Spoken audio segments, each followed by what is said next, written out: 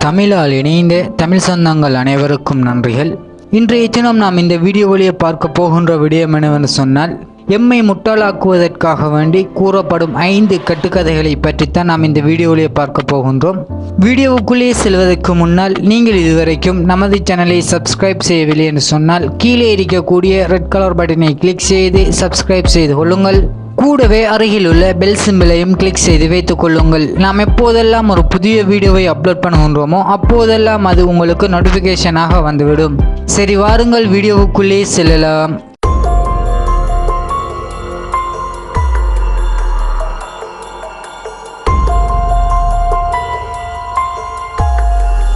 முதலாவதாக நாம் பார்க்க போகின்ற விடயம் என்னவென்று சொன்னால், எம்முடைய மொபைல் போனுக்கு நாம் ஓவர் சார்ஜ் பண்ணுகின்ற சந்தர்ப்பத்தில் அது வெடித்து விடும் என்று கூறுகிறார்கள். உண்மையிலேயே நாம் எம்முடைய மொபைலை எடுத்து பார்த்தோம் என்று சொன்னால், எம்முடைய மொபைலில் எப்போது 100% சார்ஜரிங் கம்ப்ளீட் ஆகின்றதோ அந்த சந்தர்ப்பத்தில் அது ஆட்டோமேட்டிக்காக டிஸ்கனெக்ட் ஆகிவிடும். எம்முடைய மொபைலில் சார்ஜரிங் கனெக்டில் இருந்தாலும் 100% ஆட்டோமேட்டிக்காக டிஸ்கனெக்ட் ஆகிவிடும். எப்போது எம்முடைய மொபைலிலே 99% சார்ஜரிங் மாறுகின்றதோ அந்த சந்தர்ப்பத்தில் மீண்டும் ஆட்டோமேட்டிக்காக சார்ஜரிங் கனெக்ட் ஆகிவிடும். இவ்வாறு நடப்பதனால் எம்முடைய பேட்டரியினுடைய லைஃப் தான் பாதிப்பு அடையுமே தவிர எம்முடைய மொபைல் போன் ஒரு காலமும் வெடித்து விடாது. இரண்டாவது விடயம் என்னவென்று சொன்னால், எம்முடைய மொபைலிலே 4Gயை ஒன் பண்ணி வைத்தால் பேட்டரி லோ ஆகிவிடும் என்று கூறப்படுகின்றது. இதை பொறுத்த வரைக்கும் நாம் எம்முடைய மொபைலிலே இருக்கக்கூடிய 4G கனெக்ஷனை ஒன் பண்ணி வைத்தோம் என்று சொன்னால் ஒருபோதும் பேட்டரி லோ ஆகாது. நாம் எப்போதும் எம்முடைய 4G கனெக்ஷன் ஒன்னிலே இருக்கக்கூடிய சந்தர்ப்பத்தில் இன்டர்நெட்டை யூஸ் பண்ணுகின்றோமோ அவ்வாறு யூஸ் பண்ணக்கூடிய சந்தர்ப்பத்தில் தான் எம்முடைய போனிலே இருக்கக்கூடிய சார்ஜரிங் குறைவடையும். ஏனென்று சொன்னால், நாம் எம்முடைய போனுக்கு ப்ராசஸிங் மூலமாக நெட்வொர்க்கை கனெக்ட் பண்ண வேண்டிய தேவை இருக்கின்றது. எப்போது எம்முடைய போனுக்கு 4G சிக்னல் குறைவாக கிடைக்கின்றதோ அந்த 4G சிக்னலை பெர்ஃபெக்டாக எமக்கு கிடைக்க வேண்டும் என்பதற்காக வேண்டி எம்முடைய போனிலே இருக்கக்கூடிய கவரேஜ் சிக்னல் மேலதிகமாக வேலை செய்யும். அந்த சந்தர்ப்பத்தில் தான் எம்முடைய போனிலே இருக்கக்கூடிய பேட்டரி லோவாகக்கூடிய சந்தர்ப்பம் இருக்கின்றது. சாதாரணமாக 4Gயை ஒன் பண்ணி வைத்தால் எம்முடைய போனிலே பேட்டரி லோ பிரச்சனை வரவே வராது.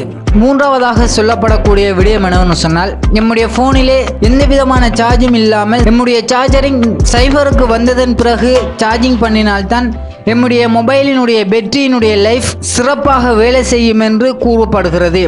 இது முற்றிலுமே பொய்யான விடயம். குறைந்த அளவு எம்முடைய போனிலே 20% குறையாமல் எம்முடைய போனை சார்ஜரிங்கிலே போட வேண்டும். அதே சந்தர்ப்பத்தில் 90% எம்முடைய மொபைலினுடைய பேட்டரி லைஃபை நாம் சிறப்பாக பயன்படுத்துவதற்கு இவ்வாறு செய்தாலே போதும். அது அல்லாமல் எம்முடைய மொபைலிலே இருக்கக்கூடிய அனைத்து சார்ஜரும் இல்லாமல் ஆகி ஆஃப் ஆனதன் பிறகு நாம் சார்ஜிங் செய்யக்கூடிய சந்தர்ப்பத்தில் எம்முடைய பேட்டரியினுடைய லைஃப் பாதிப்படையுமே தவிர அது ஒருபோதும் நல்ல முறையிலே பயன்படுத்த முடியாது. நான்காவதாக நாம் பார்க்க போகின்ற விடயம் என்னவென்று சொன்னால், எம்முடைய பேட்டரியினுடைய கெப்பாசிட்டியை பொறுத்து தான் எம்முடைய பேட்டரி லைஃப் சிறப்பாக வேலை செய்யும் என்று கூறப்படுகிறது. நாம் ஒவ்வொரு ஃபோனை எடுத்தாலும் அந்த ஒவ்வொரு ஃபோனுக்கும் ஒவ்வொரு பேட்டரி கெப்பாசிட்டி இருக்கும்.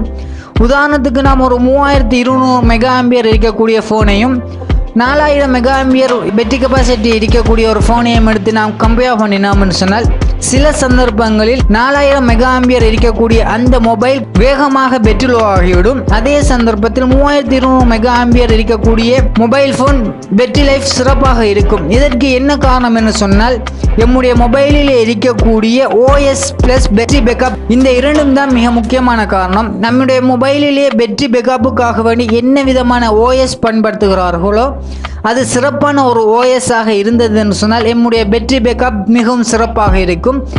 ஐந்தாவது மிக முக்கியமாக நாம் தவறுதலாக புரிந்து வைத்திருக்கக்கூடிய விடயம் என்னவென்று சொன்னால், எம்முடைய போனினுடைய கேமரா அந்த போனிலே இருக்கக்கூடிய மெகா பிக்சலை பொறுத்துத்தான் எம்முடைய கேமராவினுடைய குவாலிட்டி இருக்கின்றது என்று பலரும் கூறுகின்றார்கள். அது கிடையவே கிடையாது.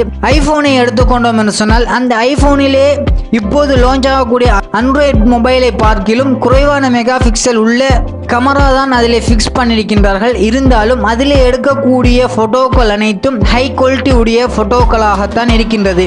இவ்வாறு ஹை குவாலிட்டியான ஃபோட்டோ வருவதற்கு மிக முக்கியமான காரணம் என்று சொன்னால் அந்த கேமராவிலே இருக்கக்கூடிய லென்ஸ் தான் மிக முக்கியமாக இருக்கின்றது. மெகா பிக்சல் என்பது ஒரு முக்கியமான காரணமே கிடையாது. எம்முடைய ஃபோனினுடைய கேமராவிலே இருக்கக்கூடிய மெகா பிக்சல் எந்த அளவுக்கு இருந்தாலும் அதிலே ஃபிக்ஸ் பண்ணியிருக்கக்கூடிய லென்ஸ் சிறப்பான ஒன்றாக இருந்ததுன்னு சொன்னால் எந்த மெகா பிக்சலுடைய ஃபோனாக இருந்தாலும் நாம் எடுக்கக்கூடிய ஒவ்வொரு ஃபோட்டோவும் வீடியோவும் சிறந்த குவாலிட்டி உள்ள ஃபோட்டோவாகவும் வீடியோவாகவும் வரும். இன்று நாம் பார்த்த இந்த வீடியோ உங்கள் அனைவருக்கும் மிகவும் பிரயோசனமான வீடியோமாக இருந்திருக்கும் என்று நான் நினைக்கின்றேன். இந்த வீடியோ பிடித்திருந்தால் லைக் செய்யுங்கள். இந்த வீடியோ பற்றிய கருத்துக்களை கீழே உள்ள கமெண்ட் பாக்ஸில் கமெண்ட் செய்யுங்கள். இந்த வீடியோவை உங்களுடைய நண்பர்களுடன் ஷேர் செய்து கொள்ளுங்கள்.